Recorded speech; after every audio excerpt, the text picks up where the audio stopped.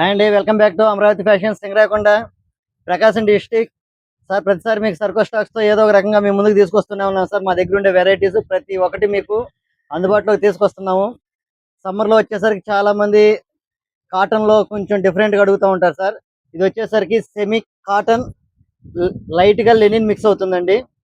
నేనైతే ప్యూర్ అని చెప్పట్లేదు, కొంచెం ఫీల్ అయితే కనిపిస్తుంది సార్.